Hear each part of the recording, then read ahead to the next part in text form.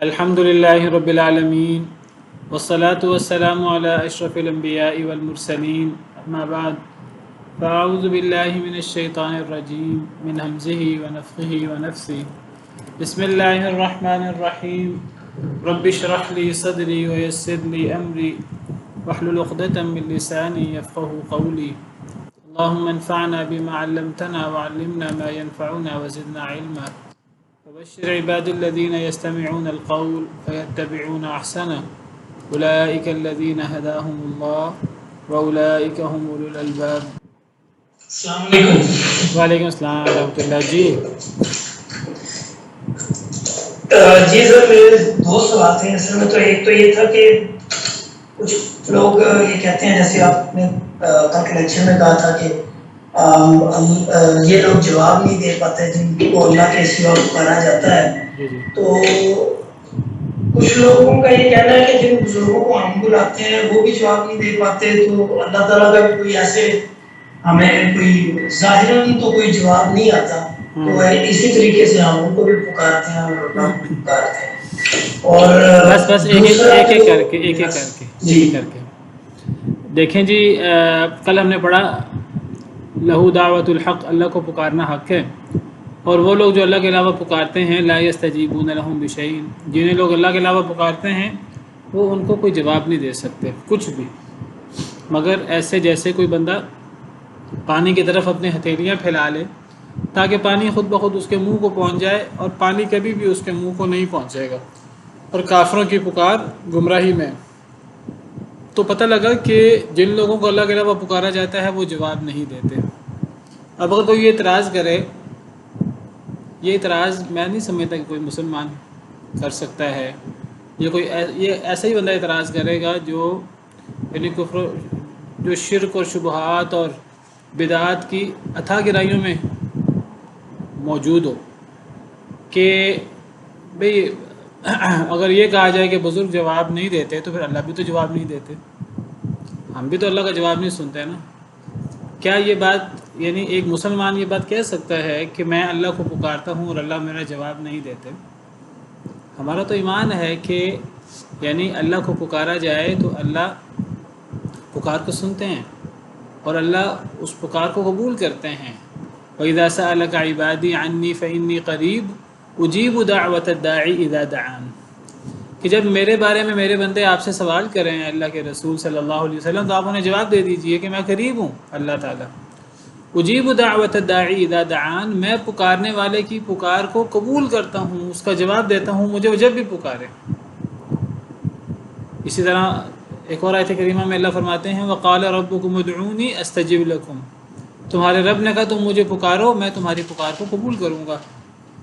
تو اللہ تعالیٰ ہماری دعائیں قبول کرتے ہیں، اللہ ہماری دعائیں سنتے ہیں اور اللہ ہماری دعاؤں کا جواب دیتے ہیں. یہ ایک الگ بات ہے کہ ہم اپنے حواس سے وہ اللہ کا جواب سنیں یا نہ سنیں. ہمارا ایمان ہے اور ایمان بالغیب ہے کہ اللہ تعالیٰ سنتے بھی ہیں ہماری پکار، چاہے ہم آہستہ پکاریں چاہے اونچی پکاریں، چاہے ہم دل میں اللہ کا ذکر کریں. اللہ تو دل کے بھیج سے بھی واقف ہیں اور اللہ ہماری پکار کو قبول بھی کرتے ہیں. تو کسی کا یہ جواب دینا، اگر کسی کو کہا جائے کہ اللہ کے علاوہ کسی کو نہ پکارو، وہ تو جواب بھی نہیں دیتے، وہ تو سنتے ہی نہیں تمہاری بات. اور صرف سننا تو درکنار، وہ تو تمہاری بات کا جواب بھی نہیں دیتے. وہ آگے سے یہ کہے کہ بھئی اگر لوگ جواب نہیں دیتے تو پھر اللہ بھی تو جواب نہیں دیتا. تو یہ کوئی ایک مسلمان تو یہ بات کہہ ہی نہیں سکتا، میں سمجھتا ہوں. نمبر 1. نمبر 2، جواب دینے سے یہاں کیا مراد ہے؟ یہاں جواب دینے سے مراد یہ نہیں ہے کہ انسان اللہ کو پکارتا ہے یا اللہ، تو اللہ کیسے پکارتے ہیں ہاں اے میرے بندے. جواب دینے سے مراد اصل میں وہ جو اللہ سے مانگا جائے اللہ اس کو پورا کرتے ہیں. جو اللہ سے مانگا جائے، اللہ سے اولاد مانگی جائے اللہ اولاد دیتے ہیں، اگر اللہ نے دینی ہو تو. اللہ کی قبول کرنے کی، اللہ قبول کرتے ہیں ہماری دعائیں، اگر ہماری دعائیں دعا مانگنے کے آداب کے مطابق ہوں، اس میں حرام ہمارے کھانے پینے میں اور ہماری روزمرہ زندگی میں حرام شامل نہ ہو. ورنہ حرام کھانے والا شخص تو اگر خانہ کعبہ جا کر بھی لمبا سفر کر کر بھی اللہ کے سامنے ہاتھ پھیلائے تو اللہ تعالیٰ فرماتے ہیں کہ اس کا کھانا حرام ہے، اس کا پینا حرام ہے، اس کے کپڑے حرام ہیں، کہاں سے اس کی دعا قبول کی جائے؟ تو اگر دعا کی آداب کے ساتھ انسان اللہ سے مانگے تو انسان کی دعا قبول ہوتی ہے. ہمارے یہ ایمان کا حصہ ہے. باقی دعا قبول ہونے سے مراد وہ 3 صورتیں ہو سکتی ہیں. ایک صورت یہ ہے جو سب سے کم تر ہے کہ جو ہم مانگیں وہ چیز ایز اٹ از پوری ہو جائے.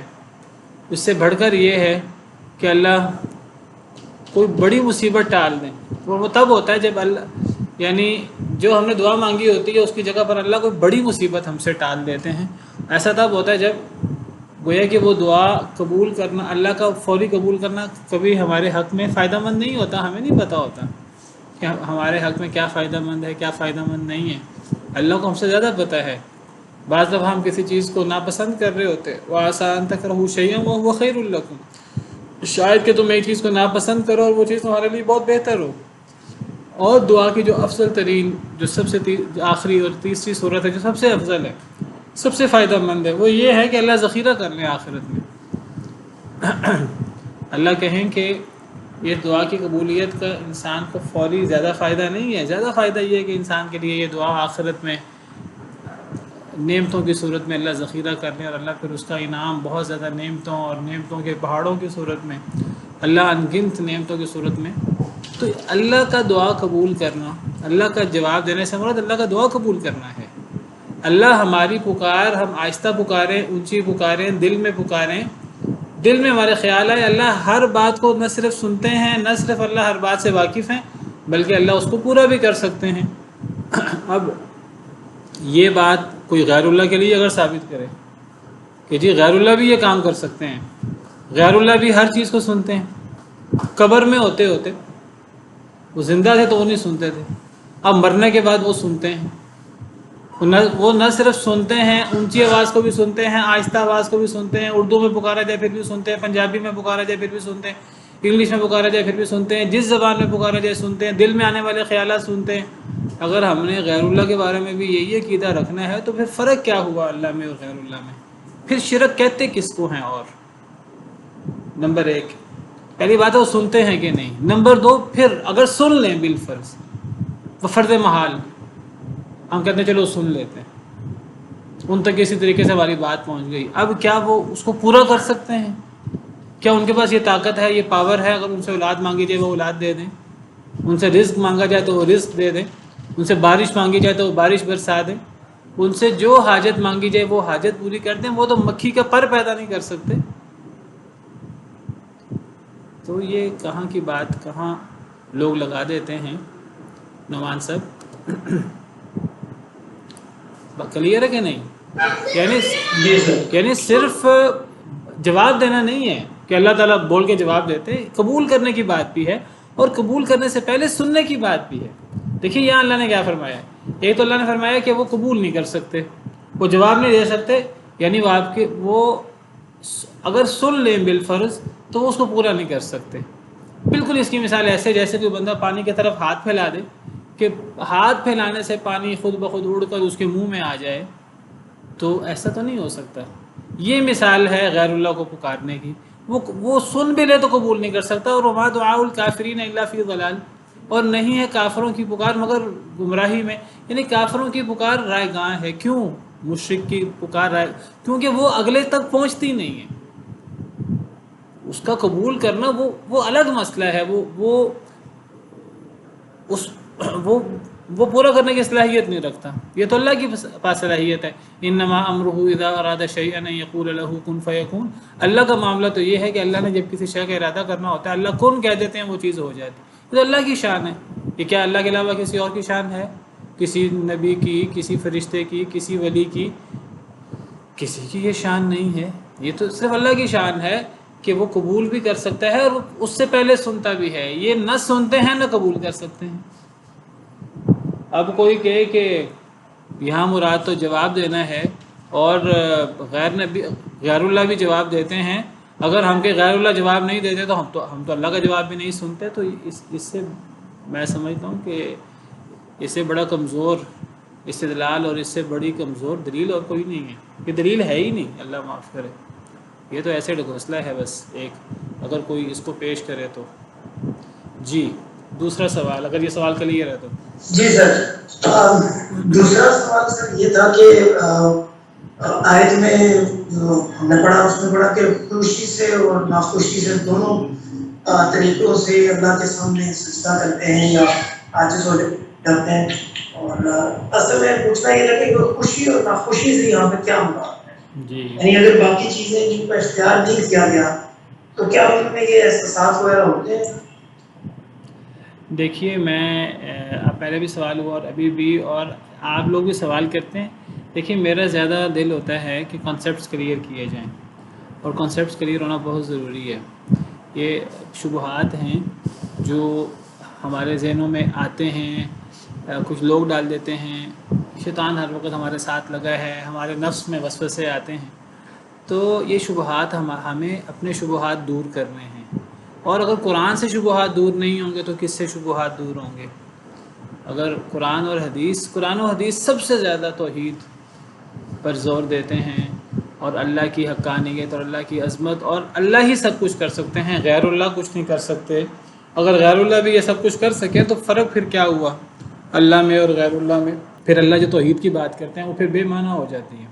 ہمیں اپنے ان جو ہمارے ذہن میں اس قسم کے وسوسے آئیں ہمیں ان کو ضرور کلیئر کرنا چاہیے، ہمیں ضرور سوال کرنا چاہیے اور ہمیں ان چیزوں کو کلیئر کرنا چاہیے. اگر قرآن پڑھ کے بھی یہ چیزیں کلیئر نہیں ہوں گی تو پھر فَبِأَيِّ حَدِيثٍ بَعْدَهُ يُؤْمِنُونَ، پھر اللہ کی بات کے بعد پھر قرآن کے بعد کیا چیز باقی رہ جاتی ہے جس پر ایمان لایا جائے؟ تو میں اپریشیٹ کرتا ہوں اس قسم کے سوالوں کو. ہمیں ہمارے دل میں کوئی بھی اس قسم کا شبہ آئے یا کوئی ہمارے سامنے اٹھائے ہمیں اس کو کلیئر کرنا ہے. اور میرے خیال میں یہ اکثر یہ چیزیں ہم کافی پڑھ چکے ہیں قرآن کریم کی، بہت ساری چیزیں اکثر گزر چکی ہیں ہماری نظروں سے. تو بہرحال میں اپریشیٹ کرتا ہوں اس قسم کے سوالوں کو. دوسرا سوال یہ ہے کہ یہ خوشی ناخوشی کی بات کیا ہے؟ یعنی اللہ فرماتے ہیں کہ زمین و آسمان کی ہر چیز اللہ کو سجدہ کرتی ہے، خوشی سے یا ناخوشی سے. میرے خیال میں سوال کا مطلب یہ ہے کہ خوشی سے تو کوئی سجدہ کرے، ناخوشی سے سجدہ اللہ کیوں کرواتے ہیں، یا ناخوشی سے سجدہ کروانے کا کیا مطلب؟ دیکھیں اللہ نے تو ہمیں اختیار دے دیا ہے. دیکھیں میں پہلے بھی بتا چکا ہوں اللہ کے دو قسم کے ارادے ہیں. ایک کو ارادہ شرعیہ کہتے ہیں، ایک کو ارادہ کونیہ کہتے ہیں. ارادہ شرعیہ کیا ہے؟ اللہ تعالیٰ کے جو دین کے بارے میں احکامات وغیرہ ہیں وہ اللہ کا ارادہ شرعیہ ہے. نماز پڑھو، زکوٰۃ دو، روزہ رکھو، حج کرو، سچ بولو، انصاف کرو، زنا نہ کرو، غیبت نہ کرو، کسی کو تنگ نہ کرو، چغلی نہ کرو. یہ چیزیں ساری یہ اللہ کے احکامات ہیں جس کو شرعی احکامات کہہ لیں یا اللہ کا ارادہ شرعیہ کہہ لیں. اللہ نے ان چیزوں میں ہمیں پابند نہیں کیا، اللہ نے اس میں ہمیں اختیار دیا ہے. لیکن اختیار کا مطلب یہ نہیں ہم جو چاہیں کریں. ہم اچھا کریں تب بھی پار لگ جائیں گے، برا کریں تب بھی پار لگ جائیں گے، ہرگز نہیں. اچھا کریں گے تو دنیا آخرت بہتر ہو جائے گی. اگر ہمیں اختیار ہے ابتدائی کہ ہم اللہ کی بات نہ مانیں، یہ اختیار تو ہے، لیکن جب اللہ کی بات نہیں مانیں گے تو دنیا آخرت تباہ ہو جائے گی. یہ مطلب ہے اختیار کا. اور یہ اختیار ہمارے پاس صرف اللہ کا جو ارادہ شرعیہ ہے یا اللہ کے جو تشریعی احکامات ہیں ان کے حوالے سے. ایک اللہ کا دوسرا ارادہ بھی ہے جس کو کیا کہتے ہیں؟ اللہ کا ارادہ کونیہ. ارادہ کونیہ میں اللہ نے ہمیں پیدا کیا، اللہ نے ہمیں انسان بنایا، اللہ نے ہمیں صلاحیتیں دی. کسی کو اللہ نے کوئی صلاحیت دی، کسی کو اللہ نے کوئی صلاحیت دی، کسی کو اللہ نے لمبا بنا دیا، کسی کو اللہ نے چھوٹا بنا دیا، کسی کو اللہ نے عقل مند بنا دیا، کسی کو اللہ نے بے وقوف بنا دیا. انسان کے عقل و فہم کا فرق ہوتا ہے. کسی کو اللہ نے کوئی صلاحیت دے دی، کسی کو کوئی صلاحیت دے دی، کسی کو امیر بنا دیا، کسی کو غریب بنا دیا، کسی کو بادشاہ کے گھر میں پیدا کر دیا، کسی کو گدھا کے گھر میں پیدا کر دیا. یہ جو اللہ کے تکوینی امور ہیں، بتائیے اس میں کس کے پاس اختیار ہے؟ تو کائنات کی ہر چیز اللہ کو سجدہ کرتی ہے. انسان اور جنوں کے علاوہ تو ہر چیز اللہ کے سامنے تابع فرما اور جھکی ہوئی ہے ہی ہے. جو انسان اور جن ہیں جو تشریعی امور میں جن کے پاس اختیار ہے، تو تکوینی امور میں تو انسان اور جن بھی پابند ہیں. دیکھیے سب سے زیادہ جس نے اللہ کی نافرمانی کی، شیطان یا فرعون، شداد حامان، قارون، یہی بڑے بڑے نام ہیں نا ہمارے سامنے. تو کیا خیال ہے کہ ٹھیک ہے انہوں نے اللہ کی بات نہیں مانی تشریعی احکامات میں، تو کیا تکوینی احکامات میں بھی یہ خود مختار تھے؟ کیا ان کو کوئی بیماری نہیں آتی تھی؟ کیا یہ دنیا سے گئے نہیں؟ کیا ان پر دنیا میں اللہ کی طرف سے آزمائشیں نہیں آئیں؟ کیا ان پر مصیبتیں نہیں آئیں؟ کیا شیطان اس کو کھلی چھٹی ہے، جو چاہے وہ کر سکتا ہے؟ نہیں، جو اللہ نے جتنا اختیار دیا اتنا. اللہ نے اس کو مہلت دے دی قیامت تک اتنا، اس کے بعد وہ بھی ہمیشہ کے لیے نہیں ہے، اس کے بھی کچھ حدیں ہیں. فرعون، حامان، قارون، شداد، ان کی بھی حدیں تھیں، نمرود وغیرہ، یہ بھی بیمار ہوئے، یہ بھی فوت ہوئے. اللہ کے تکوینی امور کے یہ تابع تھے. فرعون اور فرعون کی قوم پر اللہ کی طرف سے بڑے عذاب آئے. وَلَقَدْ أَخَذْنَا آلَ فِرْعَوْنَ بِالسِّنِينَ وَنَقْصٍ مِّنَ الثَّمَرَاتِ لَعَلَّهُمْ يَذَّكَّرُونَ کہ ہم نے آل فرعون کو قحط سالی کے ساتھ پکڑ لیا، پھلوں کی کمی کے ساتھ پکڑ لیا. اور اللہ نے فَأَرْسَلْنَا عَلَيْهِمُ الطُّوفَانَ وَالْجَرَادَ وَالْقُمَّلَ، اللہ نے طوفان بھیجا، ٹڈیوں کا عذاب بھیجا، جوؤں کا یا کھٹپھلوں کا عذاب بھیجا، مینڈکوں کا عذاب بھیجا، خون کا عذاب بھیجا. یہ سارے فرعون، آل فرعون پر عذاب آئے. تو انسان یہ سمجھے کہ جی میں ہوں، مجھے کون روک ٹوک کر سکتا ہے، میرا جسم میری مرضی، میں جو چاہوں کروں، یہ خدائی لہجہ ہے. انسان تو اس قسم کا لہجہ، چاہے وہ ایتھیسٹ ہی کیوں نہ ہو، چاہے وہ کافر ہی کیوں نہ ہو، وہ اس قسم کا لہجہ اختیار کر بھی نہیں سکتا، اسے زیب بھی نہیں دیتا اس قسم کا لہجہ اختیار کرے. انسان تو بڑا ناقص ہے. تو اس معنی میں انسان خوشی سے یا ناخوشی سے اللہ کے سامنے انسان چوں نہیں کر سکتا. اللہ کے تکوینی احکامات کے سامنے، شرعی احکامات میں اگر انسان وہ اپنا اختیار ایک حد تک استعمال کر بھی لیتا ہے، اس اختیار کے استعمال کرنے کے بعد انسان دنیا آخرت تباہ کر بیٹھتا ہے. اچھا، اگر انسان شرعی احکامات کے مطابق بالفرض، تکوینی احکامات میں تو انسان مجبور ہے، خوشی سے کرے ناخوشی سے کرے وہ مجبور ہے. سوال ہے مجبور کیوں ہے؟ بھئی اس لیے مجبور ہے کہ مخلوق ہے، ناقص ہے. مجبور کب نہیں ہوگا؟ جب وہ پاورفل ہو، جب وہ خالق ہو. انسان تو خالق نہیں ہے. جب انسان خالق نہیں ہے تو پھر انسان کو طوعاً و کرہاً اللہ کی بات ماننی ہے تکوینی امور میں. اچھا جی، تشریعی امور میں بھی ماننی چاہیے. اگر نہیں مانے گا، اللہ نے وقتی اختیار دے دیا ہے، نہیں مانے گا دنیا آخرت تباہ کر بیٹھے گا. اچھا جی، بالفرض ہم کہتے ہیں تشریعی امور، تکوینی امور میں تو انسان طوعاً و کرہاً مجبور ہے. بیماری آئے گی، انسان کو خوشی سے یا ناخوشی سے قبول کرنی ہے. موت آنی ہے کہ نہیں آنی، انسان کو خوشی سے ناخوشی سے قبول کرنی ہے. ہر صورت میں آزمائشیں آنی ہیں، انسان کو خوشی ناخوشی سے قبول کرنی ہے، انسان ہو جن ہو. اچھا جی، تشریعی امور میں بھی میں کہوں گا کہ انسان یہ سمجھے میں خود مختار ہوں. نہیں، ایسا نہیں ہے. تشریعی امور میں بس بالفرض میں کہتا ہوں اللہ نے حکم دیا سجدہ کرو، ایک انسان کہتا ہے میں نے سجدہ نہیں کرنا. اگر ایک انسان سجدہ نہیں کرتا، ایک تو اللہ کی طرف سے بے برکتیاں اور اللہ کی طرف سے عذاب، دنیا آخرت تباہ، اور نمبر دو انسان نہ سجدہ کرے، انسان کا سایہ تو سجدہ کرتے. وَظِلَالُهُمْ بِالْغُدُوِّ وَالْآصَالِ کہ اس کائنات زمین و آسمان کی ہر چیز خوشی سے یا ناخوشی سے اللہ کو سجدہ کرتی ہے، اور ان کے سائے بھی صبح اور شام. بھئی میں اگر اللہ معاف کرے نہیں سجدہ کرتا، نماز نہیں پڑھتا، جھکتا نہیں ہوں، میرا سایہ تو جھکا ہوا ہے اللہ کے سامنے. میرا سایہ میری مرضی کا پابند ہے، میری مرضی کا پابند نہیں ہے. وہ زمین پہ جھکا ہوا ہے. یعنی انسان کو بتانا مقصود ہے کہ تو کمزور ہے، تجھے اللہ کا مقابلہ نہیں کرنا، تجھے اللہ کے سامنے اکڑ کر کھڑا نہیں ہونا، تجھے اللہ کے ساتھ جنگ نہیں کرنی. انسان اللہ کے ساتھ مقابلہ نہیں کر سکتا، چاہے اللہ نے انسان کو تشریعی امور میں ایک محدود اختیار دیا ہے. انسان کمزور ہے، نطفے سے پیدا ہوا ہے، کمزور ہے، کمزور رہے گا. انسان کو اپنے خالق حقیقی کے سامنے اکڑنا نہیں چاہیے، انسان کو عاجز ہو جانا چاہیے. یہی اس آیت کریمہ کے ذریعے بتایا گیا ہے. واللہ تعالی عالم. تو یہ کہنا کہ انسان خوشی سے کرے تو وہ تو ٹھیک ہے، ناخوشی سے انسان سے کیوں کروایا جا رہا ہے؟ ناخوشی سے اللہ انسان سے کروا نہیں رہے، تشریعی امور نہیں کروا رہے، تکوینی امور میں تو انسان پابند ہے. تشریعی امور میں انسان کے سائے جو ہے وہ انسان نہ خوشی سے بھی اس لیے اس کو کرنا چاہیے کیونکہ انسان مخلوق ہے، انسان ناقص ہے. یہ ایک ایسا انسان کا وصف ہے، نقص، عاجزی، انسان اس سے چھٹکارا نہیں پا سکتا. انسان کہ نہیں جی مجھے عاجز نہ کہا جائے، مجھے ناقص نہ کہا جائے، مجھے کمزور نہ کہا جائے. بھئی انسان کمزور پیدا ہوا ہے، انسان ہے ہی کمزور.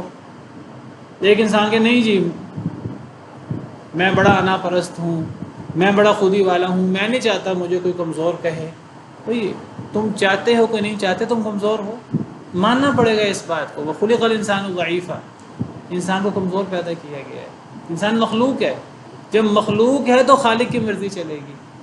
ہاں خالق نے بعض امور میں اختیار دے دیا ہے. اس اختیار کا مطلب یہ نہیں کہ اب تم خود مختار ہو گئے ہو ہر چیز میں، اب تم فرعون بن گئے ہو، یہ مراد نہیں ہے. تو طوعا و کرہن میں کیا ہے، کیا عیب ہے؟ کوئی عیب نہیں ہے. ہم تو انسان اتنے ناقص ہیں. یہ آسمان کتنا بڑا ہے، یہ آسمان کتنا مضبوط ہے، یہ آسمان، یہ آسمان طوعا و کرہن اللہ کی اطاعت کرتا ہے. یہ زمین جس نے تمام انسانوں کو سمیٹا ہوا ہے. الم نجعل الارض کفاتا احیاء و امواتا، اللہ سورہ مرسلات میں فرماتے ہیں کیا ہم نے زمین کو سمیٹنے والی نہیں بنایا، زندوں کو بھی اور مردوں کو بھی. زمین زندہ انسانوں کو بھی سمیٹ لیتی ہے، مردہ انسانوں کو بھی سمیٹ لیتی ہے. دنیا میں جتنے انسان آئے ہیں حضرت آدم علیہ السلام کے دور سے لے کر اور قیامت تک آئیں گے، زمین سب کے لیے کافی ہے. زمین چھوٹی نہیں ہے، اتنی بڑی زمین ہے. زندہ انسانوں کو بھی سمیٹتی ہے، مردہ انسانوں کو بھی سمیٹتی ہے. کتنی بڑی زمین ہے یہ زمین اور یہ آسمان. اللہ نے انہیں فرمایا آ جاؤ، جب پیدا کرنا تھا ایتیا طوعا او کرہا، اللہ نے فرمایا تو خوشی سے آؤ یا نہ خوشی سے آؤ تمہیں آنا پڑے گا. کیوں؟ آسمان کے میں تو اتنا بڑا ہوں، مجھے کیوں آنا پڑے؟ سیدھا سا جواب ہے تو مخلوق ہے، تجھے بڑا اللہ نے بنایا ہے. انسان کہ جی مجھے کیوں جو ہے طوعا و کرہن یہ کام کرنا ہے.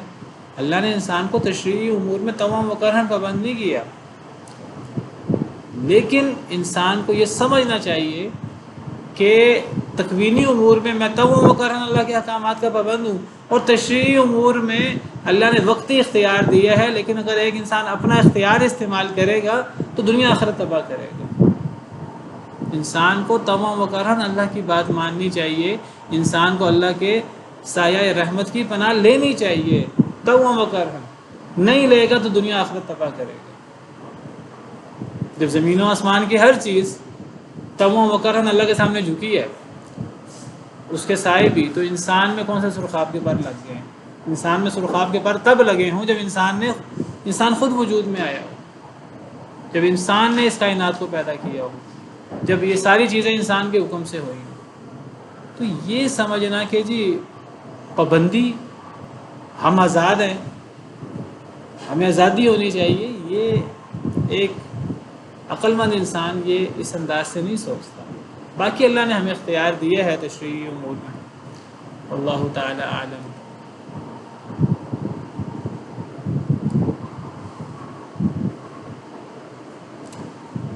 سوال ہے کہ غیر جاندار اشیاء، آسمان زمین میں خوشی ناخوشی کو کیسے سمجھیں گے؟ انسان اور جن کا معاملہ تو سمجھ میں آ گیا.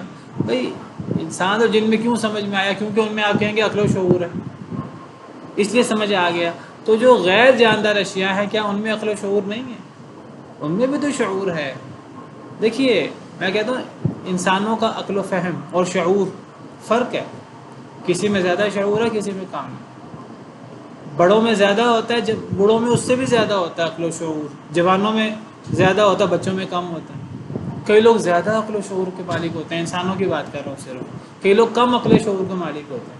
یہ تو انسانوں کا آپس میں تفاوت ہے عقل و شعور کا. جانوروں کے اندر بھی ایک حد تک عقل و شعور ہے. جانور جو زندہ ہیں انسانوں کی طرح کا نہیں ہے. جانوروں کا مجموعی عقل و شعور اور انسانوں کا مجموعی عقل و شعور ایوریج انسانوں کا اوپر ہے، جانوروں کا نیچے ہے. بھئی انسانوں کے اندر آپس میں تفاوت ہے.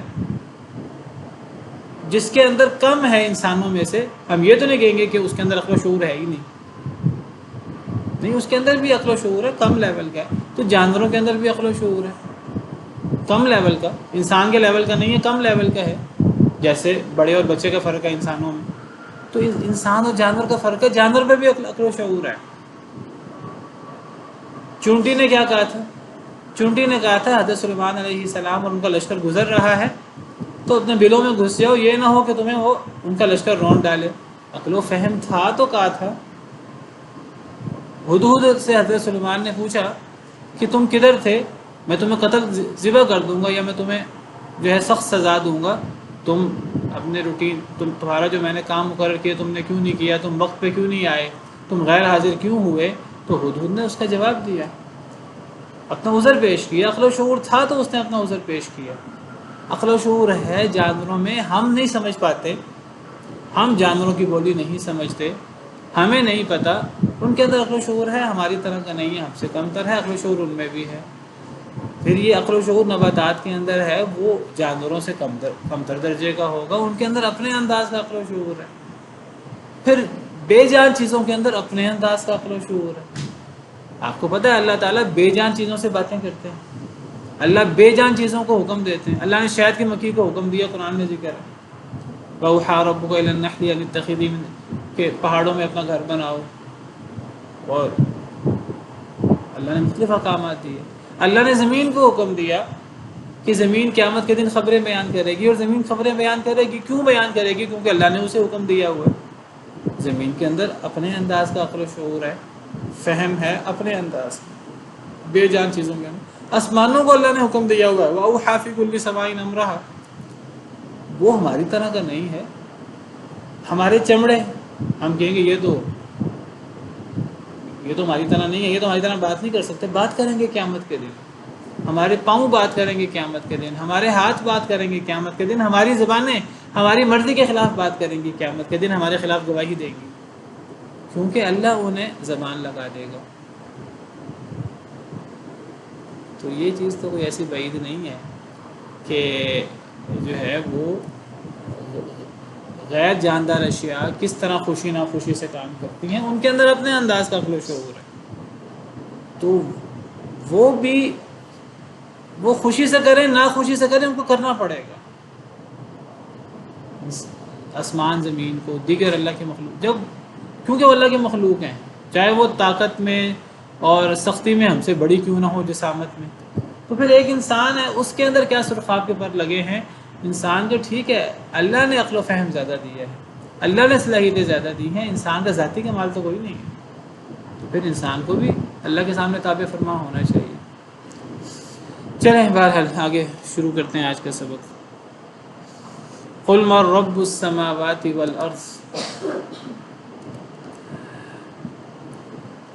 کہہ دیجئے کون رب ہے آسمانوں کا اور زمین کا؟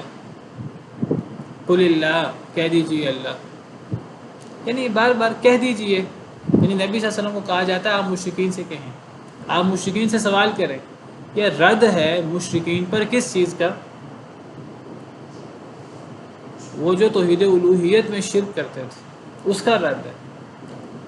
توحید الوہیت میں شرک کرتے تھے، کیا مطلب؟ وہ جو اللہ کے علاوہ اوروں کی عبادت کرتے تھے، توحید الوہیت۔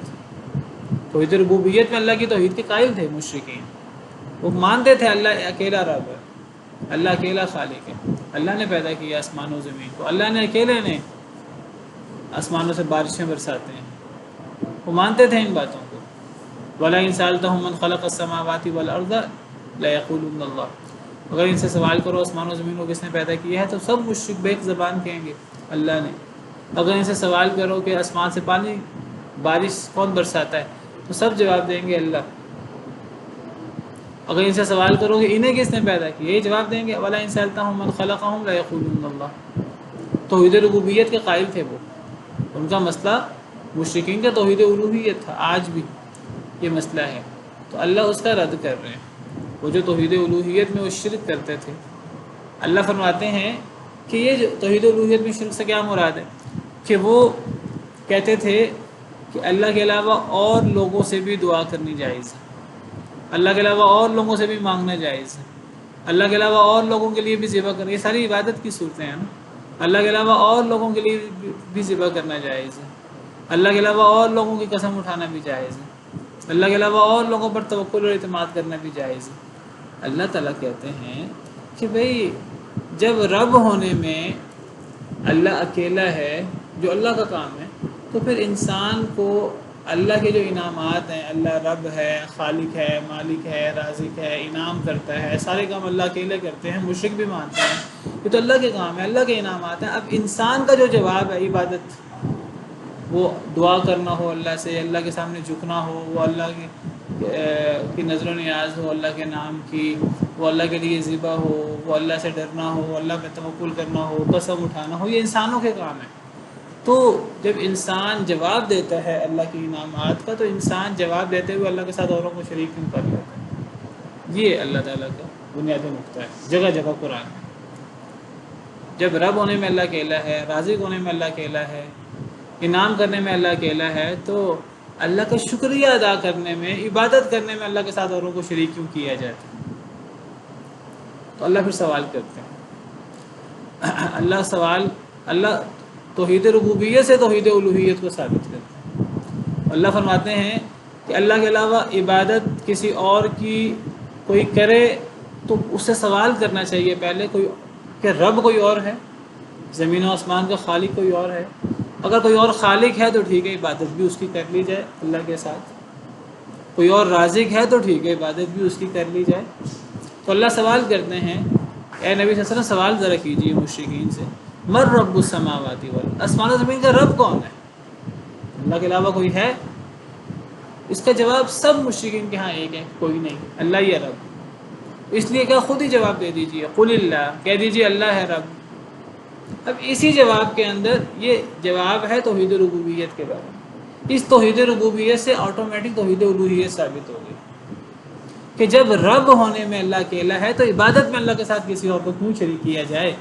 بنیادی سوال یہ ہے، عقل کی بات ہے، اللہ عقل کو مخاطب کرتے ہیں۔ یہ عقلی دلیل ہے بہت بڑی اللہ کی توحید الوہیت کی۔ قل افاتخذتم من دونه اولیاء لا يملكون لانفسهم نفعا ولا ضرا۔ اب دوسری دلیل عقلی، پہلی دلیل خالق کون ہے، رب کون ہے، مالک کون ہے، رازق کون ہے۔ دوسری دلیل توحید الوہیت کی بات ہو رہی ہے، سب سے بڑا مسئلہ ہے ہی توحید الوہیت کا۔ دوسری دلیل، قل افاتخذتم من دونه اولیاء، کہہ دیجئے کیا تم نے پکڑے ہیں اللہ کے علاوہ ولی، شریک، معبود، لا یملکون لانفسہم نفعا ولا ضرا، جو اپنے نفسوں کے لیے بھی نفع نقصان کا اختیار نہیں رکھتے۔ دوسرے کو نفع نقصان دینا تو دور، اپنے آپ کا نفع نقصان کے مالک نہیں ہے۔ قل افاتخذتم من دونه اولیاء لا یملکون لانفسہم نفعا ولا ضرا۔ کہ دوسری زبردست عقلی دلیل توحید الوہیت کی، کیا تم نے اللہ کے علاوہ ایسے دوست، ایسے معبود باطل پکڑ رکھے ہیں جو نہیں اختیار رکھتے اپنے آپ کے لیے بھی نفع اور نہ نقصان کا؟ یعنی تم اللہ کے علاوہ معبود کیوں پکڑتے ہو؟ اس لیے پکڑتے ہو کہ تمہیں فائدہ دے سکیں، تمہیں نقصان دے سکیں۔ انسان اللہ کے علاوہ کسی کو معبود کیوں پکڑتا ہے؟ اس لیے کہ کہیں وہ مجھے نقصان نہ دے دیں۔ فلاں بابے کی اگر ہم نے عبادت نہ کی، اگر ہم نے اسی قبر کی مجاوری نہ کی تو ہم بیمار ہو جائیں گے، ہمیں نقصان ہو جائے گا، ہمارے بچوں کے اندر بیماری آ جائے گی، بچے مر جائیں گے، کاروبار کے اندر گھاٹا پڑ جائے گا، یہ ہو جائے گا، وہ ہو جائے گا۔ پیر عبدالقادر جیلانی کے نام کے اگر 11ویں نہ نکالی تو یہ ہو جائے گا، وہ ہو جائے گا، اگر کر لیں 11ویں نکال لیں تو برکت پڑ جاتی ہے، یہ ہو جاتا ہے، وہ ہو جاتا ہے۔ کیا یہ معبود جن کو ہم نے اللہ کے علاوہ معبود بنا رکھا ہے، یہ نفع نقصان کے مالک ہیں؟ یہ ہمارا نقصان کر سکتے ہیں، ہمارا نفع کر سکتے ہیں؟ اللہ فرماتے ہیں وہ تو اپنا نفع نقصان نہیں کر سکتے۔ اگر اپنا نہیں کر سکتے تو ہمارا کیسا کر سکتے ہیں؟ یعنی اب تو وہ اللہ کے پاس جا چکے ہیں، تم نے ان کے بت بنا لیے ہیں یا تم نے ان کی قبروں پر مزار بنا لیے ہیں۔ جب وہ زندہ تھے تو اپنا نفع نقصان کے مالک نہیں تھے۔ سب سے بڑھ کر اللہ کے بعد سب سے بڑھ کر نیک کون ہو سکتا ہے؟ اللہ کے نبی کریم صلی اللہ علیہ وسلم، دیگر انبیاء، پھر اولیاء۔ کیا نبی کریم صلی اللہ علیہ وسلم دنیا میں نفع نقصان کے مالک تھے؟ نہیں تھے۔ کیا نبی کریم صلی اللہ علیہ وسلم پر بیماریاں نہیں آئیں؟ سب سے زیادہ آزمائشیں نبی صلی اللہ علیہ وسلم پر آئی ہیں۔ آپ اپنے آپ کو آزمائشوں سے کیوں نہیں بچا سکے؟ آپ اپنے آپ کو بیماریوں سے کیوں نہیں بچا سکے؟ آپ اپنے آپ کو تکلیفوں سے کیوں نہیں بچا سکے؟ آپ کے دندان مبارک شہید ہوئے، آپ پر پتھر برسائے گئے، آپ لہو لہان ہو گئے، آپ اپنے آپ کو کیوں نہیں بچا سکے آزمائشوں سے؟ آپ پر موت آئی اللہ کی طرف سے، آپ فوت ہو گئے، آپ اپنے آپ کو موت سے کیوں نہیں بچا سکے؟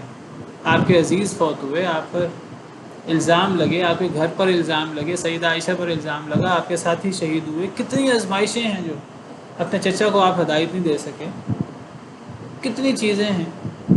آپ اپنے نفع نقصان کے مالک نہیں تھے۔ دیگر انبیاء کرام علیہم السلام اللہ سے اپنی حاجتیں مانگا کرتے تھے۔ تمام اولیاء اللہ سے اپنی حاجتیں مانگتے ہیں، کوئی اپنا نفع نقصان کا مالک نہیں ہے۔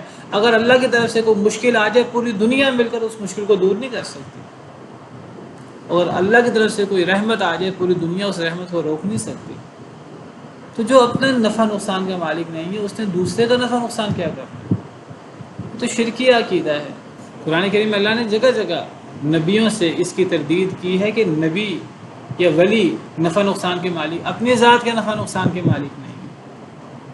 نبی صلی اللہ علیہ وسلم کے حوالے سے اللہ نے کہلوایا نبی صلی اللہ علیہ وسلم سے، قُل لَا أَمْلِكُ لِنَفْسِي نَفْعًا وَلَا ضَرًّا، سورہ آراف میں۔ اے اللہ کے نبی صلی اللہ علیہ وسلم، آپ فرما دیجئے کہ میں اپنے نفس کے نفع نقصان کا مالک نہیں ہوں۔ کیا مطلب میں اپنے نفس کے نفع نقصان کا مالک نہیں ہوں؟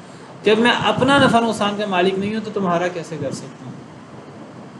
اسی لیے سورہ جن میں آپ سے کہلوایا، قُلْ إِنِّي لَا أَمْلِكُ لَكُمْ ضَرًّا وَلَا رَشَدًا، کہہ دیجیے اے اللہ کے رسول صلی اللہ علیہ وسلم، میں تمہارے نفع نقصان کا مالک بھی نہیں ہوں۔ کیونکہ میں اپنا نفع نقصان کا مالک نہیں ہوں، تمہارا بھی نفع نقصان کا مالک نہیں ہوں۔ سیدنا ابراہیم علیہ السلام نے اپنے قوم کے سامنے بتوں کی یہی بے بسی ظاہر کی تھی، پریکٹیکل۔ بتوں کو توڑ دیا۔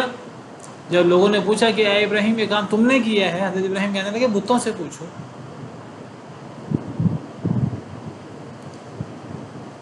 محسوس ہوتا ہے جیسے حضرت ابراہیم نے خلاف واقعہ بات کی۔ حضرت ابراہیم نے کہا بڑے نے کیا ہے، اس سے پوچھو، حالانکہ کیا حضرت ابراہیم نے تھا۔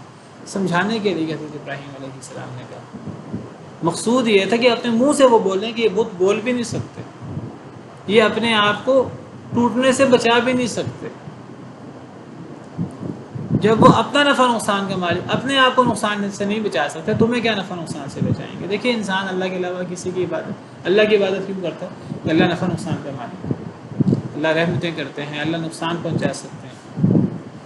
تو انسان غیر اللہ کی عبادت پھر کیوں کرے جو نفع نقصان کا مالک نہیں ہے؟ کسی کے لیے اپنے لیے نفع نقصان کا مالک نہیں ہے، کسی دوسرے کا نفع نقصان کا مالک کیا ہو؟ یہ سب سے بڑی دلیل تھی سیدنا ابراہیم علیہ السلام کی۔ تمام انبیاء کرام علیہ السلام کی دعائیں، ان کی عاجزی، ان کی کمزوری بطور بشر اللہ نے ظاہر کی دنیا میں، قرآن میں، کہ وہ عاجز تھے، وہ مشکلات کا شکار ہوئے، ہر ایک نے مشکلات میں اللہ کو پکارا، اللہ نے ان کی پکار قبول کی۔ تو ہم ان نبیوں کو، ان ولیوں کو ہم اپنا معبود بنا لیتے ہیں، اور ہم ان سے تمنائیں اور ان سے دعائیں کرنا شروع کر دیتے ہیں۔ یا اللہ، یا رسول اللہ جگہ جگہ آپ کو لکھا نظر آئے گا، یا علی مدد آپ کو جگہ جگہ لکھا نظر آئے گا۔ پھر نبی صلی اللہ علیہ وسلم سے ایک صحابی نے کہا، ما شاء اللہ و شئت، اے نبی صلی اللہ علیہ وسلم جو اللہ چاہیں اور آپ چاہیں، آپ نے یہ برداشت نہیں کیا کہ آپ نے فرمایا کہ تو نے مجھے اللہ کا شریک بنا دیا ہے۔ قل ما شاء اللہ وحدہ، تو کہے جو اللہ اکیلا چاہے۔ ہم تو اللہ کے علاوہ نبیوں سے مدد بھی مانگتے ہیں، سارے نبیوں کو نبی صلی اللہ علیہ وسلم کے دربار کا سوالی بنا دیتے ہیں۔ کسی نبی نے نبی صلی اللہ علیہ وسلم سے نہیں مانگا، سارے نبی اللہ سے مانگتے تھے۔ تو دو بڑی دلیلیں اللہ نے شرک کے رد کی دی ہیں دنیا میں، قرآن میں۔ ایک تو جو خالق ہے، جو رب ہے، اسی کی عبادت ہونی چاہیے۔ غیر اللہ، ان مشرکین کا بھی یہ دعویٰ نہیں ہے کہ وہ خالق ہے، وہ رب ہے اور وہ رزق دیتے ہیں۔ نمبر دو کہ نفع نقصان، معبود کو نفع نقصان کا مالک ہونا چاہیے۔ یہ تو اپنے ذات کے نفع نقصان کا مالک نہیں ہے، تو جائیے کہ دوسرے کو فائدہ پہنچائیں۔ تو یہ دو دلیلیں اللہ نے عقلی ذکر کی ہیں یہاں شرک کے رد کی۔ قل هل يستوي الاعمى والبصیر، کہہ دیجئے کیا برابر ہو سکتے ہیں اندھا اور دیکھنے والا؟ الاعمى اندھا اور بصیر دیکھنے والا، الاعمى نابینا اور بصیر بینا، کہہ دیجئے کیا برابر ہو سکتے ہیں نابینا اور بینا؟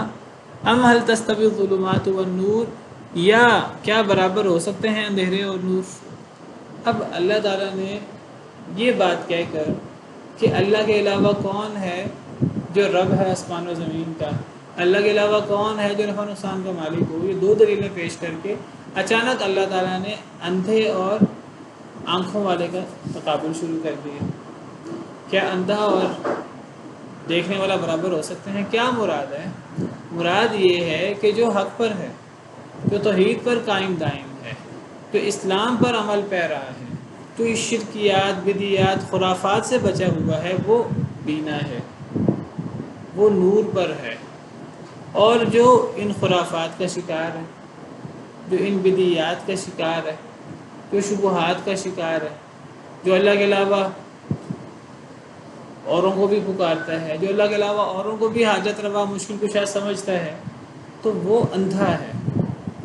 اللہ نے آنکھیں دی ہیں، وہ آنکھیں ہونے کے باوجود اندھا ہے، وہ اپنی صلاحیتوں کو استعمال نہیں کر رہا، وہ یہ کہ اس کے اندر آنکھیں ہیں اللہ نے دی نہیں، کان اسے اللہ نے دیے نہیں، وہ کانوں کے باوجود بہرا ہے، وہ زبان کے باوجود گونگا ہے، وہ دل کے باوجود بے وقوف ہے، تمام صلاحیتوں کے باوجود اللہ نے اسے صلاحیتیں دی ہیں، دنیا کے اندر وہ چلتا پھرتا ہے۔ اللہ فرماتے ہیں وہ چلتا پھرتا نہیں، وہ تو مردوں کی طرح ہے، مردوں سے بدتر ہے، جانوروں سے بدتر ہے ایسا شخص۔ تو اللہ نے یہاں اندھا اور دیکھنے والا اس کا تقابل کیا، کہا یہ دونوں برابر نہیں ہو سکتے۔ تو دیکھنے والا کون ہے؟ جو موحد ہے، اور اندھا کون ہے؟ جو شبہات کا اور شرکیات کا شکار ہے۔ یا پھر اندھیرے اور نور برابر ہو سکتے ہیں؟ نور کیا؟ توحید، اور اندھیرے کیا ہیں؟ یہ شبہات اور بدعیات اور خرافات اور شرکیات۔ ام جعلوا للہ شرکاء خلقوا کخلقہ، کیا انہوں نے اللہ کے ایسے شریک بنا دیے جنہوں نے پیدا کیا ہو اللہ کے پیدا کرنے کی طرح؟ فتشابہ الخلق علیہم، تو ان پر تخلیق مشابہ ہو گئی ہو، کیا ایسا ہوا ہے؟ دیکھیے اللہ تو خالق ہے، ہر چیز کا خالق ہے اللہ، بڑی سے بڑی مخلوق کا، چھوٹی سے چھوٹی مخلوق کا، بڑی سے بڑی مخلوق کا خالق ہونا بھی اللہ کی کمال قدرت ہے، اور چھوٹی سے چھوٹی مخلوق کا خالق ہونا بھی اللہ کی کمال قدرت ہے۔ مچھر، مکھی، مکڑی، چونٹی، اور یہ تو وہ چیزیں جو ہمیں نظر آتی ہیں، جراثیم جو ہمیں آنکھوں سے نظر نہیں آتے سادہ آنکھوں سے، اور ان سے چھوٹی چیزیں کیا ہیں؟ بیکٹیریا، وائرس، اور ان سے بھی چھوٹی چیزیں جو ہمیں آنکھوں سے سادہ آنکھ سے نظر بھی نہیں آتی، ہمیں نہیں پتہ، اللہ ان کا بھی خالق ہے، اور یہ اللہ کی عظمت ہے کہ اللہ نے تو یہ ساری چیزیں پیدا کر دی، زمین و آسمان اور یہ پوری کائنات بسا دی، تو ان معبودوں نے کیا پیدا کیا؟ کوئی مکھی اور مچھر کا پر، کوئی چیز انہوں نے پیدا کی ہو؟ پیدا کرنا تو درکنار، کوئی ذرہ ان کے سامنے سے لے جائے، اس ذرے کو سب مل کر واپس نہیں لا سکتے۔ اللہ نے بہت بڑی مثال پیش کی، یہ بہت بڑی عقلی دلیل ہے شرک کے رد کی، اتنی بڑی عقلی دلیل ہے اس کا جواب ہی نہیں ہو سکتا۔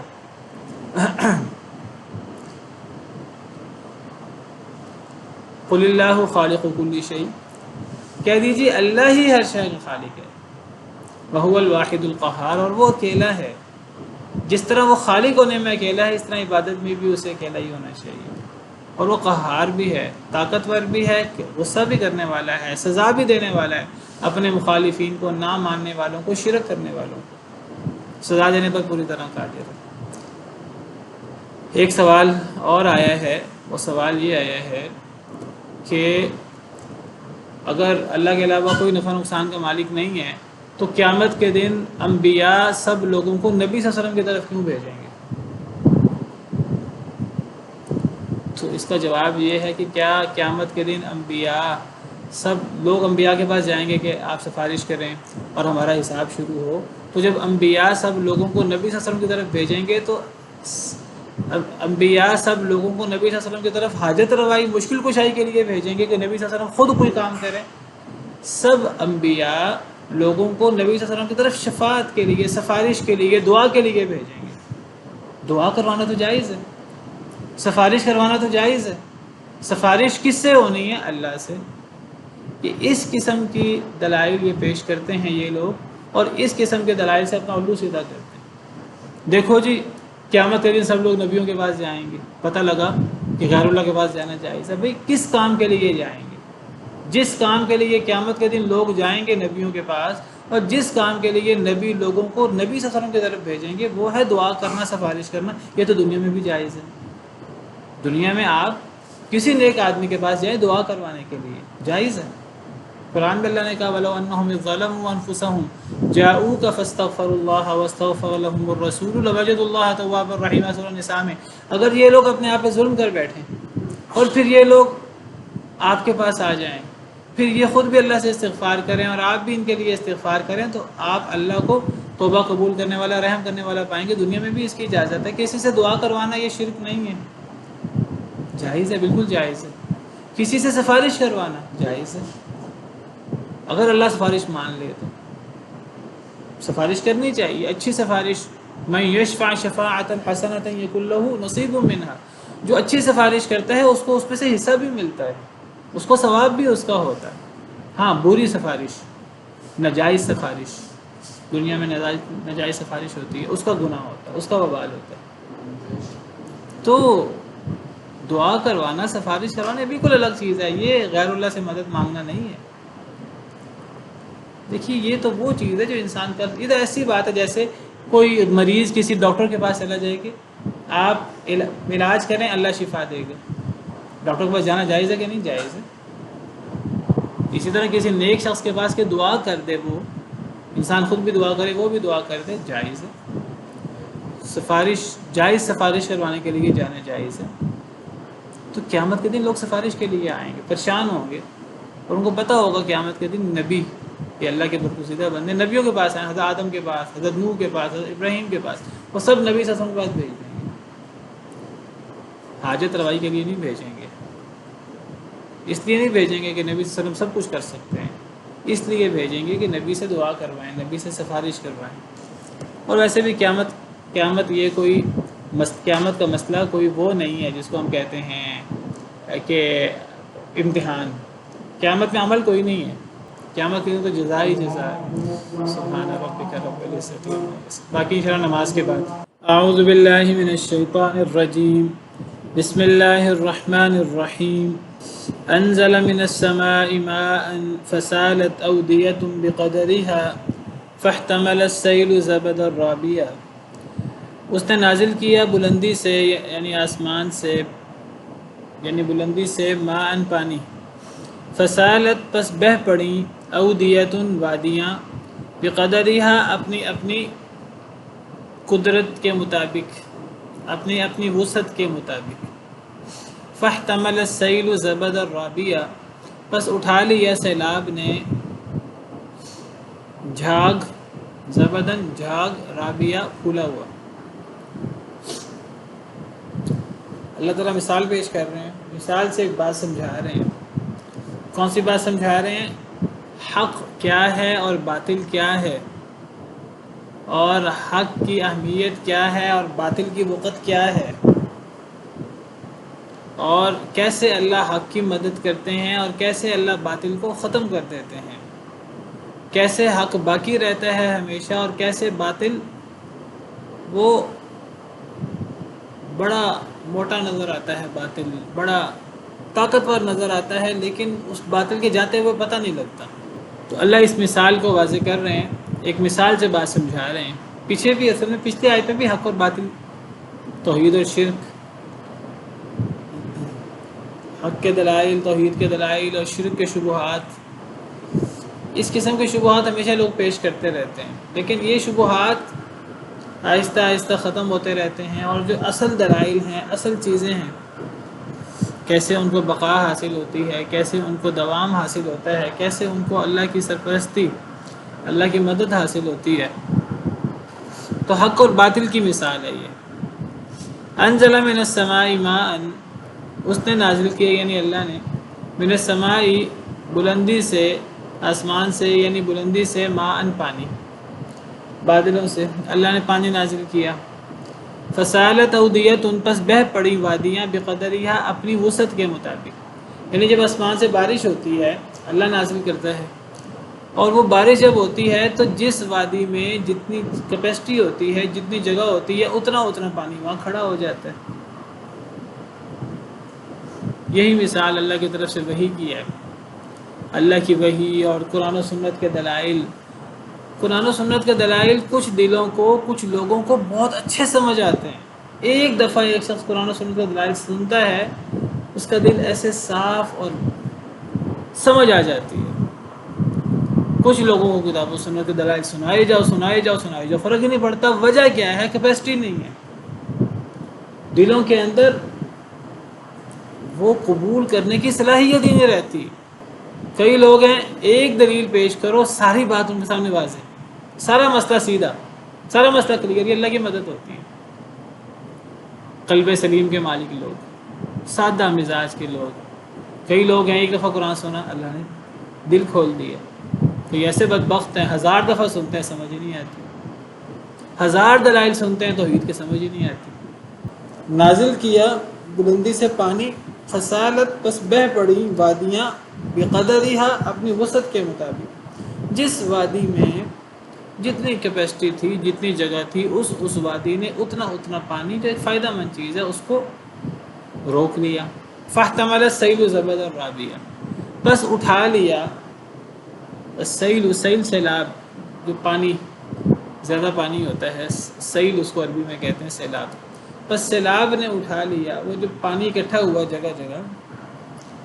اب وہ سیلاب نے اٹھا لیا زبدن، جھاگ کو، رابیہ، پھولا ہوا. اب اس اکٹھے پانی کے اوپر جھاگ نظر آتا ہے، اور وہ جھاگ بڑا پھولا ہوا نظر آتا ہے. رابیہ ربا اسی سے ہی ہے. ربا بڑھوتری کو کہتے ہیں، زیادہ کو. یعنی آپ کسی کو قرض دیں، وہ زیادہ واپس مانگے، یعنی آپ زیادہ مانگیں کسی سے. رابیہ اسی سے ہی ہے. تو رابیہ پھولا ہوا، زیادتی. اب وہ جو پانی اکٹھا ہوتا ہے، وہ سیلاب کی صورت میں ہو یا جیسے بھی ہو، اس پانی کے اوپر جھاگ آ جاتا ہے، فس و خاشاک آ جاتی ہے. یہ کوئی فائدہ مند چیز نہیں ہے، یہ بے فائدہ چیز ہے. لیکن یہ اس کی کئی دفعہ اتنی موٹی تہ بن جاتی ہے کہ لگتا ہے کہ یہ تو زمین ہے پوری، یہ تو بڑی مضبوط تہ ہے، بڑی مضبوط تہ نظر آتی ہے. اب اصل چیز کیا ہے؟ فائدہ مند چیز پانی.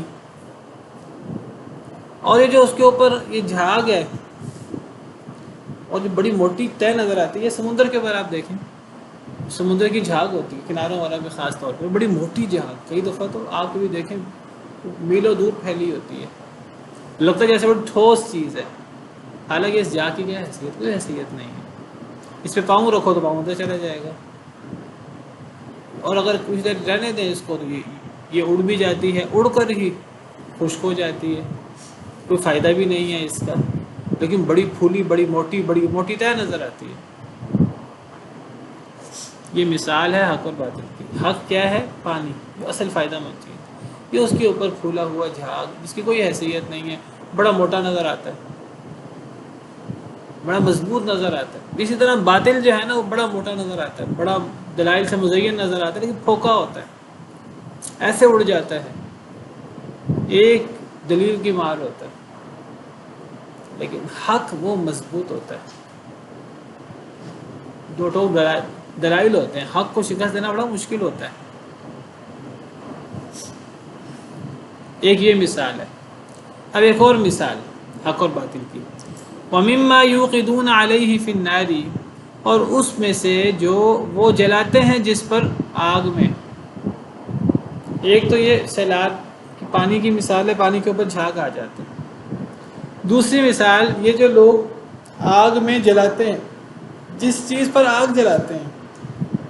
کس چیز پر آگ جلاتے ہیں؟ دھاتوں پر اور سونے پر، چاندی پر، زیورات پر اور دھاتوں کو آگ پر جلاتے ہیں، تاپتے ہیں. کیوں؟ کھرا کھوٹا الگ کرنے کے لیے. آگ جلانے کا فائدہ کیا ہوتا ہے؟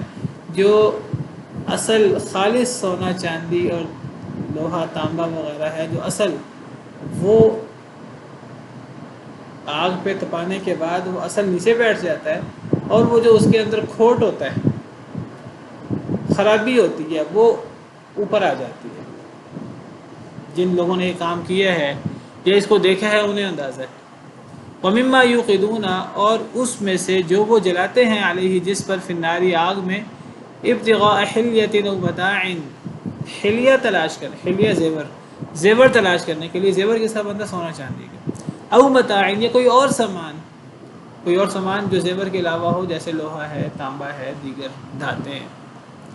تو لوگ سونے چاندی پر جو زیور ہے اس پر آگ جلاتے ہیں یا لوگ دیگر سامان کے اوپر آگ جلاتے ہیں لوہا تانبا وغیرہ. تو جس پر وہ آگ جلاتے ہیں سونا زیور تلاش کرنے کے لیے یعنی سونا چاندی اور کسی اور سامان کے لیے آگ جلاتے ہیں جس چیز پر زبد مثلہ اسی طرح کا ایک جھاگ ہوتا ہے. کس طرح کا جھاگ؟ جس طرح یہ پانی کے اوپر ایک موٹا جھاگ ہوتا ہے اسی طرح سونا چاندی لوہا تانبا وغیرہ ان کے اوپر بھی ایک جھاگ آ جاتا ہے جب ان کو آگ پہ تپاتے ہیں.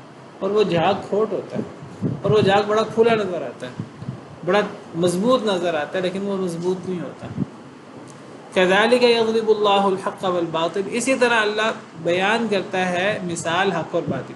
یہ حق اور باطل کی مثال ہے دونوں مثالیں. ایک آیت میں دو مثالیں اللہ نے پیش کی ہیں اور دونوں حق اور باطل کی ہیں. پانی میں اور جھاگ میں سیلاب اور جھاگ میں وہ پانی وہ فائدہ مند چیز ہے اور جھاگ اس کے اوپر بڑی موٹی نظر آتی ہے بڑی موٹی تہ بڑی طاقتور بڑی مضبوط لیکن مضبوط نہیں ہے دیکھنے میں بڑی موٹی نظر آ رہی ہے.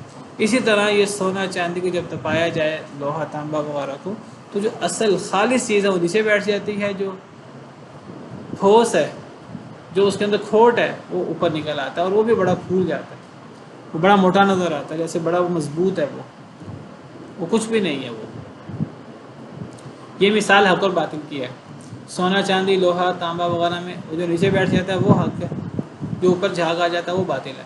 اور پانی میں اور جھاگ میں خس و خشاک میں پانی حق ہے جو فائدہ مند ہے اور خس و خشاک جھاگ وہ بے فائدہ چیز ہے. لیکن یہ جو جھاگ ہے پانی کے اوپر ہو یا سونا چاندی لوہا تانبا کے اوپر ہو یہ جھاگ بڑا موٹا نظر آتا ہے. کئی دفعہ یہ تھوڑا سا جم جائے تو بڑا مضبوط نظر آتا ہے.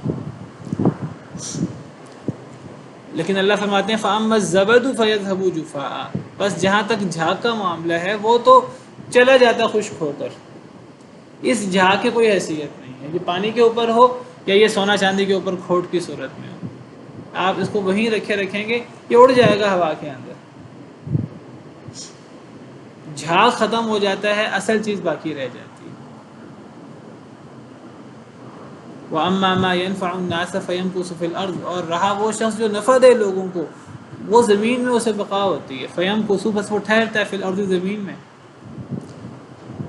جو چیز لوگوں کو نفع دے. اب یہ پانی میں اور جھاگ میں نفع بخش چیز کیا ہے؟ پانی کو بقا ہوگی. اور یہ سونا چاندی اور لوہا تانبا وغیرہ میں جو ہے وہ نفع بخش چیز کیا ہے؟ اصل سونا چاندی اصل لوہا تانبا وغیرہ اصل دھات وہ نفع بخش چیز ہے. اور جو اوپر جھاگ آ گیا کھلا ہوا وہ بے فائدہ چیز ہے. تو یہ مثال ہے حق اور باطل کی. اور جو جھاگ ہے بڑا موٹا نظر آ رہا ہے بڑا چمکدار نظر آ رہا ہے. کفر کے شرک کے شبہات کے دلائل بڑے خوشنما کیوں نہ نظر آئیں ایسے اڑ جاتے ہیں ایسے ختم ہو جاتے ہیں. چاہے اس کو سپورٹ کرنے والی حکومتیں ہوں دنیا ایک اس کے پیچھے کھڑی ہو باطل کے دلائل کے سامنے شیطان اور شیطان کا لاؤ لشکر شیطان کے چیلے وہ اس کے پیچھے ہوں وہ اپنا لاکھوں کروڑوں اربوں خرچ کریں باطل اور باطل کے شبہات یہ اڑ جاتے ہیں. ان کی کوئی حیثیت نہیں ہوتی. اللہ ان کو زائل کر دیتے ہیں اللہ ان کے اثرات ختم کر دیتے ہیں. وَأَمَّا مَا يَنْفَعُ النَّاسَ فَيَمْكُثُ فِي الْأَرْضِ جو چیز لوگوں کے لیے نفع بخش ہوتی ہے وہ زمین میں باقی رہتی ہے. كَذَلِكَ يَضْرِبُ اللَّهُ الْأَمْثَالَ اسی طرح اللہ بیان کرتے ہیں مثالیں. جس طرح اللہ نے دو مثالیں پیش کی یہ حق اور باطل کی مثال ہے یہ پانی کی اور جھاگ کی اور سونا چاندی تانبا وغیرہ کی اور اس کے اوپر کھوٹ کی. تو اللہ اس طرح مثالیں پیش کرتے ہیں. اب آپ دیکھیں کہ باطل لوگ، گمراہ لوگ، ان کے پیچھے کئی دفعہ لاکھوں کروڑوں کی آمدن ہوتی ہے، کئی دفعہ پورا اقتدار، پوری حکومتیں ان کے پیچھے ہوتی ہیں۔ اب آپ دیکھیے سیدنا امام احمد بن حنبل تھے، ایک طرف اکیلے تھے اور دوسری طرف پوری حکومت تھی، اور حکومت کون سی؟ آج کی حکومت نہیں، وہ بنی عباس کی خلافت، مامون جو آدھی دنیا پہ حکومت کرتا تھا، وہ ایک طرف پورا خلیفہ اور اس کی پوری مشینری، وہ امام احمد بن حنبل سے یہ منوانا چاہتے تھے کہ قرآن مخلوق ہے۔ آپ مان لیں قرآن مخلوق ہے، آپ مان لیں گے تو لوگ بھی مان لیں گے۔ حکومتی سرپرستی میں زبردستی وہ امام صاحب سے یہ منوانا چاہتے تھے۔ اب ان کے ساتھ اصل میں کہتے تھے کہ اللہ کا کلام، قرآن اللہ کا کلام نہیں، اللہ کی صفت نہیں، اللہ کی مخلوق ہے۔ اصل میں اللہ کی صفات کا انکار کرتے تھے، معتزلی تھے نا، معتزلہ اللہ کی صفات کا انکار کرتے ہیں، جس طرح جہمیہ نے اللہ کی صفات کا انکار کیا، استواء العرش کا انکار کیا، اللہ عرش مستوی ہے اس کا انکار کیا، اللہ کی صفت کلام کا انکار کیا، اللہ کے دیگر ہاتھ، چہرہ وغیرہ اللہ کی ذاتی صفات ہیں ان کا انکار کیا، ان کی تعویل کی، ان کی تحریف کی، اور دیگر اللہ تعالیٰ کی جو صفات ہیں تقریباً ساری صفات کا انکار کر دیا۔ اسی طرح عشری ماتریدی لوگوں نے۔ تو دیکھیے آپ آج کس کی بات باقی ہے؟ خلیفہ مامون الرشید اور اس کی مشینری اور اس کے پورا جو لوگ تھے اس کے ساتھ، ان کی بات باقی ہے کہ امام احمد بن حنبل کی بات باقی ہے؟ قرآن مخلوق ہے کہ قرآن اللہ کی صفت ہے؟ آج بچہ کہے گا قرآن اللہ کی صفت ہے، اللہ کا کلام ہے، مخلوق نہیں ہے۔ یہ بات، یہ نعرہ لگانے والے امام صاحب اکیلے تھے، اور دوسری طرف پوری حکومتی مشینری اور حکومت کے مال و اسباب، اور لیکن آپ دیکھیے بقا کس کو حاصل ہوئی؟ وَأَمَّا مَا يَنْفَعُ النَّاسَ فَيَمْكُثُ فِي الْأَرْضِ، جو چیز لوگوں کو نفع دے اسے بقا ہوتی ہے۔ امام بخاری رحمہ اللہ کی آپ کو پتہ ہے حاکم وقت کے ساتھ اختلاف ہو گیا۔ حاکم وقت نے پہلے تو امام بخاری کو شہر سے نکال دیا، اس سے پہلے کہا میرے بچوں کو پڑھاؤ اور اس قسم کی باتیں کی، تو امام صاحب کو نکلنا پڑا شہر سے، اور پھر وہیں ان کی وفات ہو گئی۔ تو آج لوگ امام بخاری کو جانتے ہیں کہ امام بخاری کو جس حاکم وقت نے نکالا تھا اسے جانتے ہیں، لوگوں کو پتہ ہی نہیں حاکم وقت نے امام بخاری کو نکالا تھا اور کیوں نکالا تھا، اور اس حاکم وقت کا نام کیا تھا۔ حالانکہ وہ حاکم وقت تھا، اس کے پاس مال تھا، دولت تھا، اقتدار تھا، سب کچھ تھا اس کے پاس دنیا کا۔ لیکن دیکھیے بقا کس کو حاصل ہوئی؟ اللہ نے بقا کس کو دی؟ امام مالک رحمہ اللہ سے سوال ہوا، آپ نے موتا لکھی ہے، اور آپ کی دیکھا دیکھی بہت سے لوگوں نے موتا لکھی ہے، موتا حدیث کی۔ تو امام مالک نے کہا کہ جس چیز میں خلوص شامل ہوگا، للہ ہی یہ شامل ہوگی، اسے بقا ہوگی، وہ باقی رہ جائے گی، باقی سب ختم ہو جائیں گے۔ اور ایسا ہی ہوا۔ آج کون کسی اور موتا کو جانتا ہے؟ آج امام مالک رحمہ اللہ کی موتا آج بھی سورج کی طرح چمکتی ہے۔ تو جو چیز لوگوں کے لیے نفع بخش ہوتی ہے، جو چیز حقیقت پر مبنی ہوتی ہے، اسے بقا ہوتی ہے، چاہے اس کے پاس وسائل کم ہوں، اس کو سپورٹ کرنے والے تھوڑے لوگ ہوں، اس کے پیچھے اللہ رب العالمین کی ذات ہوتی ہے، حق کے پیچھے حق کا غلبہ ہوتا ہے۔ اور یہ موضوع قرآن میں اتنی دفعہ ذکر ہے، اور میں اکثر اس کی طرف اشارہ کرتا ہوں، یہ ہمارے عقیدے کا مسئلہ ہے۔ کفر اسلام کی جنگ ہو، اور اگر مسلمان جو ہیں وہ صحیح طریقے سے اپنے دین پر عمل پیرا ہو جائے، کبھی مسلمانوں کو شکست نہیں ہو سکتی، مسلمان ہی غالب ہوں گے۔ اگر مومن ہے تو یہود کے ساتھ جھگڑا ہو جائے، اختلاف ہو جائے، اللہ فرماتے ہیں یہود میں نقصان نہیں دے سکتے۔ وَإِن تَتَّقُوا إِن تُؤْمِنُوا وَتَتَّقُوا لَا يَضُرُّكُمْ كَيْدُهُمْ شَيْئًا، اگر تم ایمان لاؤ اور اللہ کا ڈر اختیار کرو، تمہیں ان کی چال کوئی نقصان نہیں دے سکتی۔ لیکن ہمارا اندر سے میں ایمان ختم ہو گیا۔ وہ ایمان چاہیے، وہ امام مالک والا، امام ابو حنیفہ رحمہ اللہ والا، امام احمد بن حنبل والا۔ ایک طرف سیدنا موسیٰ علیہ السلام ہے، دوسری طرف پورا فرعون، اور فرعون کا مصر کی تہذیب ہے پوری۔ آج حضرت موسیٰ کو لوگ جانتے ہیں، فرعون اور اس کی پوری تہذیب، اس کا کوئی شان و شوکت نہیں ہے، اس کا کوئی نام نہیں ہے۔ سیدنا موسیٰ علیہ السلام کا مقام بلند ہے. سیدنا ابراہیم اور نمرود، سیدنا ابراہیم علیہ السلام کا نام اللہ نے جاری رکھا ہے. تو جو حق ہے اسے بقا ہوتی ہے، جو لوگوں کو چیز نفع دے اسے بقا ہوتی ہے. کتاب و سنت کی دعوت دینی چاہیے، چاہے اس کے خلاف لوگ جتنا مرضی شبہات کھڑے کریں. کتاب و سنت کی بات کو بقا ہوگی، وہ بات باقی رہے گی.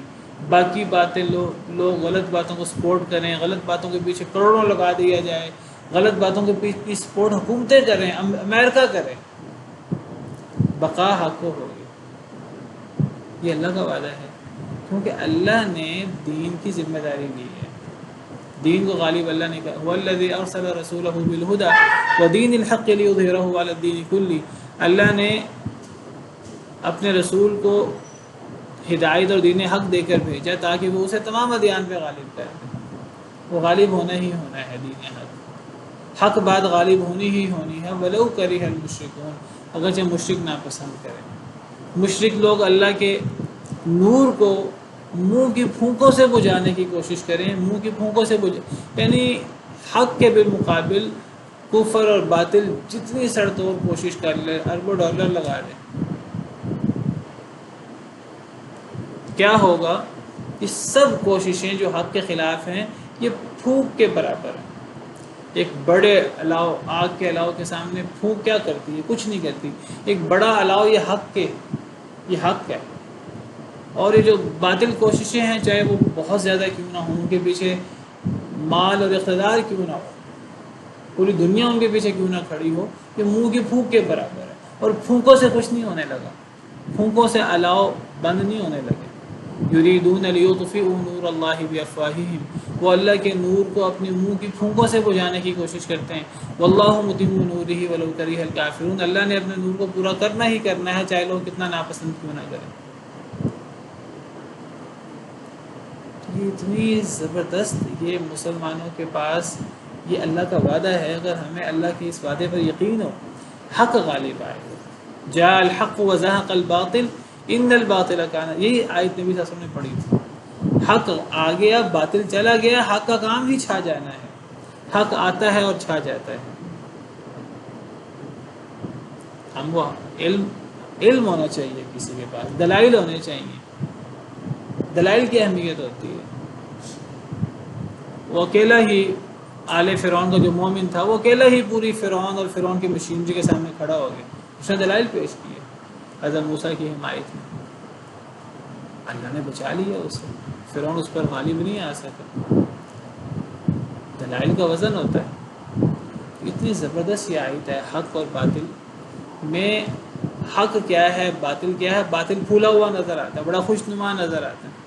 اور اللہ قرآن میں ایک جگہ فرماتے ہیں، ان الذین کفروا ينفقون اموالهم لیصدوا عن سبیل اللہ، کافر لوگ اپنے مال خرچ کرتے ہیں تاکہ وہ لوگوں کو اللہ کے دین سے دور کرتے ہیں. لوگوں کو اللہ سے دین سے دور کرنے کے لیے کافر پانی کی طرح مال بہاتے ہیں، لاکھوں کروڑوں اربوں.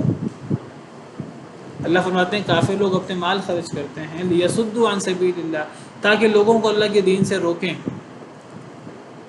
فَسَيُنْفِقُونَهَا ثُمَّ تَكُونُ عَلَيْهِمْ حَسْرَةً ثُمَّ يُغْلَبُونَ. اللہ فرماتے ہیں وہ ان قریب اپنا مال خرچ کریں گے، مزید خرچ کریں گے، لیکن یہ مال خرچ کرنا ان پر حسرت بن جائے گا. کیوں؟ کیونکہ وہ شکست کھا جائیں گے. نتیجہ شکست پر مبنی ہوگا، کفر کی، باطل کی شکست. جتنا مرضی مال خرچ کریں، بڑا مال خرچ کریں گے کافر بھی. جنگ بدر میں کافروں نے کم مال خرچ کیا تھا،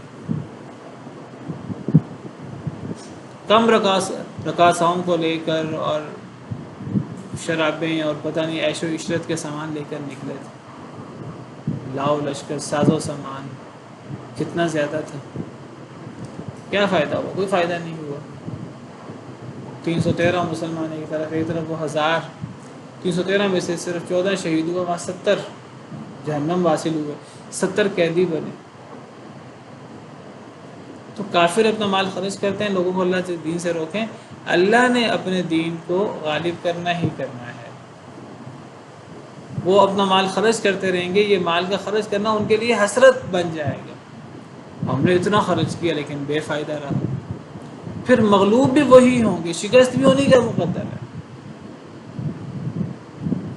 والذین کفروا الی جہنم یحشرون، کافروں نے اپنے رب کی طرف اکٹھے ہونا ہے۔ تو بہت زبردست یہ آیت کریمہ ہے، مسلمانوں کے لیے یہ ایک بہت بڑی اللہ کی مدد ہے، کیونکہ ہم حق پر ہیں، اسلام حق ہے، ہم تھوڑے ہوں زیادہ ہوں اس سے فرق نہیں پڑتا۔ بل نقذف بالحق علی الباطل فیدمغه فاذا هو زاہق، اللہ سورہ سبا میں فرماتے ہیں ہم حق کو باطل پر مارتے ہیں، حق باطل کا سر توڑ کر اس کے دماغ تک پہنچ جاتا ہے، پھر باطل کو جانا پڑتا ہے۔ ایک اور آیت میں اللہ فرماتے ہیں قل جاء الحق وما يبدئ الباطل وما يعيد، کہہ دیجیے حق آ گیا، باطل نے نہ کبھی پہلے سر اٹھایا تھا نہ آئندہ کبھی سر اٹھا سکتا ہے، حق کے مقابل تو باطل حق کا سامنا کر ہی نہیں سکتا، حق آ گیا۔ قل جاء الحق وما يبدئ الباطل وما يعيد، باطل نے نہ کبھی ابتدا کی نہ کبھی اعادہ کرے گا، نہ پہلے کبھی غالب ہوا باطل نہ کبھی آئندہ غالب ہوگا۔ لیکن ہوتا کیا ہے، کچھ دیر کے لیے ہمیں باطل سر چڑھتا نظر آتا ہے، لیکن یہ وقتی ابال ہوتا ہے، لوگ اس ابال کا شکار ہو جاتے ہیں، اس فتنے کا شکار ہو جاتے ہیں، لیکن نتائج کے اعتبار سے حق غالب رہتا ہے، باطل جتنا مرضی اس کے پیچھے خرچ کیا جائے، جتنی مرضی محنت کی جائے، تو وہ اللہ کے خلاف ہے اور اللہ نے اسے مغلوب کرنا ہی کرنا ہے۔ یہ آیت کریمہ کا مفہوم ہے۔ پھر اللہ تعالیٰ فرماتے ہیں للذین استجابوا لربہم الحسنی، ان لوگوں کے لیے جنہوں نے اپنے رب کی باتیں مان لی، جنہوں نے اپنے رب کے احکامات مان لیے، اللہ کے سامنے سر تسلیم خم کر دیا، الحسنی، ان کے لیے الحسنی ہے، جنت ہے، نعمتیں ہیں دنیا اور آخرت میں۔ والذین لم یستجیبوا له، اور وہ لوگ جنہوں نے اللہ کی باتوں کو قبول ہی نہیں کیا، اللہ کی باتیں ماننے پر تیار ہی نہیں ہیں، انکار کرتے ہیں دین اسلام کا، اللہ کے احکامات کا۔ لو ان لهم ما فی الارض جميعا ومثله معه لافتدوا به، اگر بے شک ان کے لیے جو کچھ زمین میں ہے سارے کا سارا وہ سارا ہو جائے، ساری زمین اور زمین کی ساری نعمتیں، زمین سونے سے بھر دی جائے، زمین سونے سے بھر کر ان لوگوں کو دے دی جائے جنہوں نے اللہ کی بات کو قبول نہیں کیا، جنہوں نے دین اسلام قبول نہیں کیا، جنہوں نے اللہ کے سامنے سر نہیں جھکایا، ان لوگوں کو اگر زمین بھر کر دے دی جائے، کس کی؟ مال و دولت، زیورات کی، سونے کی، صرف زمین نہیں ہو، مثلہ معہ، اسی زمین کی طرح کی ایک اور زمین کی ڈبل اگر انہیں دے دیا جائے، سونے سے بھری ہوئی زمین دے دی جائے، لفتدوا بھی، پھر یہ فدیہ بھی کر دیں اس کا، یعنی قیامت کے دن۔ یہاں جواب محذوف ہے، جواب یہ ان سے قبول نہیں ہوگا، یعنی جو لوگ جنہوں نے دنیا میں اللہ کی بات مان لی، ان کی دنیا بھی سنور گئی، آخرت بھی سنور گئی، دنیا میں بھی ان کے لیے انعام ہے، آخرت میں بھی جنت ہے۔ اور جنہوں نے اللہ کی بات نہیں مانی، پہلی بات ہے وہ جب دنیا سے جاتے ہیں تو پھوٹی کوڑی ان کے ہاتھ میں نہیں ہوتی، خالی ہاتھ دنیا سے جاتے ہیں، اور قیامت کے دن اسی طرح وہ پیدا ہوں گے، دوبارہ اللہ ان کی تخلیق فرمائیں گے جیسے پہلی دفعہ انسان کی تخلیق ہوتی ہے، بغیر لباس کے، بغیر جوتے کے، بغیر ختنہ کیے ہوئے، اس طرح کر کے لوگ اکیلے دوبارہ پیدا ہوں گے جس طرح دنیا میں اکیلے آئے تھے۔ جنہوں نے اللہ کی بات نہیں مانی تو قیامت کے دن یہ بڑی بے کسی کی حالت میں قیامت کے دن آئیں گے، کوئی مال نہیں ہوگا۔ اللہ فرماتے ہیں اگر بالفرض ان کے پاس سونے سے بھری ہوئی زمین ہو اور اس سے ڈبل ایک اور زمین بھی ہو، دو زمینوں کے برابر سونا اور مال و دولت ہو، اگر یہ ساری کی ساری مال و دولت اس کے پاس ہو، پہلی بات ہو نہیں سکتی، فرض کر لیا ہو گئی، اگر وہ اس دولت کو صدقہ بھی کر قیامت کے دن فدیے میں بھی دے دے تو قبول نہیں ہوگا۔